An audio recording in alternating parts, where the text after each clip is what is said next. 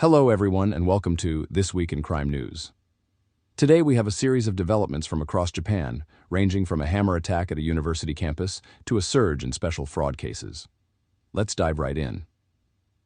8 injured in hammer attack at university campus in Tokyo. Woman in her 20s arrested. Authorities in Machida, Tokyo, have apprehended a woman believed to be in her 20s following a chaotic scene on Friday at Hosei University's Tama campus. According to initial reports, the incident began around 4 p.m., when police started receiving calls about a woman allegedly wielding a hammer-like object and acting violently on university grounds.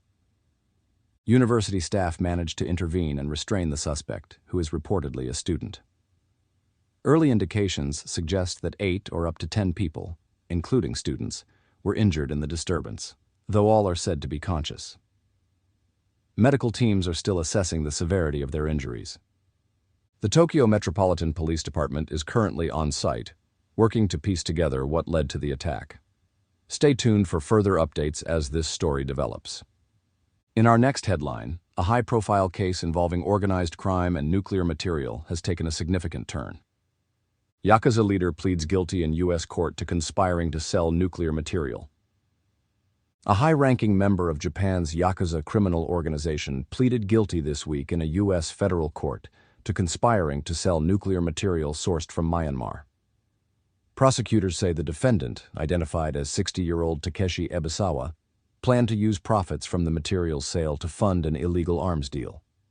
Ebisawa and co-defendant Somphop Singasiri were originally charged in April 2022 with narcotics and firearms offenses.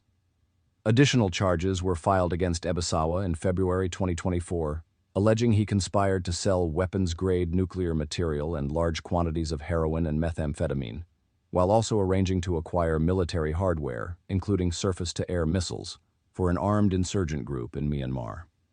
Acting U.S. Attorney Edward Kim stated that Ebisawa unlawfully transported weapons-grade plutonium out of Myanmar while working to send significant amounts of heroin and methamphetamine to the United States. In exchange, he sought high-powered weaponry to be used on active battlefields in Myanmar. According to the indictment, Ebisawa claimed access to substantial amounts of radioactive substances beginning in 2020. Undercover investigations, conducted with assistance from Thai authorities, led to the seizure of 2 yellowish powders that the defendant allegedly identified as yellow cake. Laboratory analysis determined that the plutonium in the seized samples was weapons-grade, suitable for use in a nuclear weapon if sufficient quantities were obtained. One co-conspirator reportedly stated they had more than 2,000 kilograms of thorium-232 and over 100 kilograms of uranium in the compound known as U-308, yellow cake. Prosecutors say proceeds from the sale of these materials were intended to finance the purchase of military equipment for an unspecified ethnic insurgent group in Myanmar. Ebisawa faces up to 20 years in prison if convicted on charges of international trafficking of nuclear materials.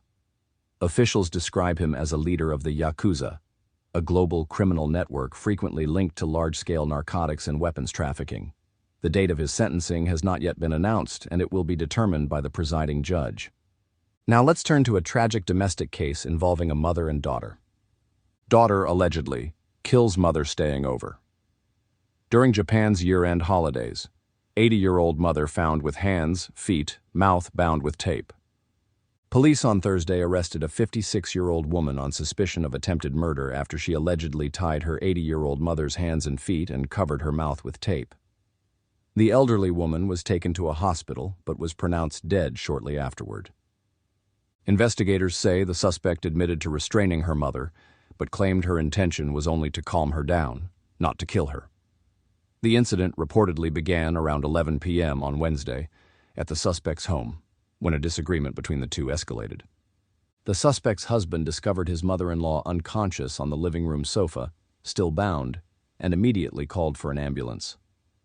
Officials say the victim usually lived in a senior care facility but had been staying at her daughter's home since late December.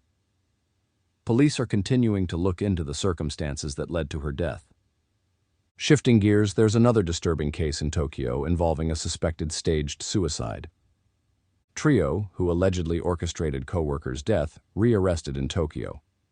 Authorities on Wednesday rearrested 3 individuals, including the CEO of a painting company, on suspicion of assaulting a former colleague 5 months before his death in what investigators suspect was a staged suicide.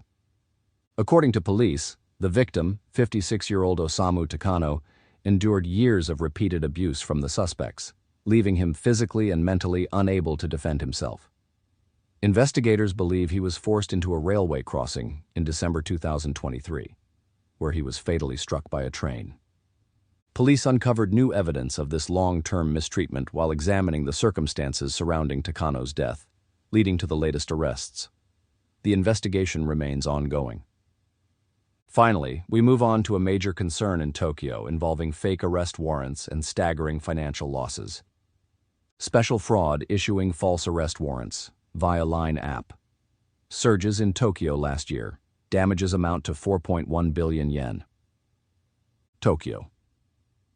The Metropolitan Police Department reports a significant increase in special fraud cases where scammers pose as police officers, falsely claiming a warrant has been issued for the target's arrest. Their aim is to deceive victims into transferring money under the pretense of fines or bail. Between January and November 2024, Tokyo saw 594 such incidents, causing total losses of about 4.178 billion yen, around 250 times more than the same period the previous year. Special fraud typically involves impersonating a trusted individual, such as a family member or government employee, most often via phone calls, to trick victims into sending money. In these specific schemes, scammers initiate contact by phone and then show fake arrest warrants or other fabricated images via the messaging app Line. According to police, the number of cases grew steadily starting in January last year, reaching roughly 100 incidents per month from September to November.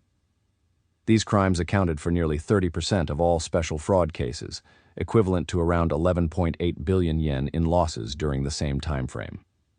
About 70% of reported incidents involved direct phone calls to victims' cell phones, with fraudsters claiming they were conducting an official investigation online. They then sent counterfeit photos of police badges or warrants persuading people to pay bail or fines. Individuals in their 30s, 40s, 50s, and 60s each accounted for 20% of victims, while those in their 20s made up 10%. Unlike older forms of special fraud, often targeting seniors, this scheme is largely directed at working-age groups. In one case, a man in his 60s from Tokyo's Suganami ward was contacted by someone claiming to be a member of the Osaka Prefectural Police. The fraudster insisted an arrest warrant was out for him, then instructed him to transfer money to verify the serial number. After switching the conversation to Line, the scammer stated the amount required and eventually took about 80 million yen through multiple transfers. Police officers never send pictures of arrest warrants or badges, a senior Metropolitan Police official noted. If you receive a suspicious call, contact your local police station immediately. That wraps up our coverage for this week's Crime News Roundup. If you found this information helpful, be sure to like and subscribe for more updates on current crime stories and safety tips. Thank you for watching, and as always, stay informed and stay safe.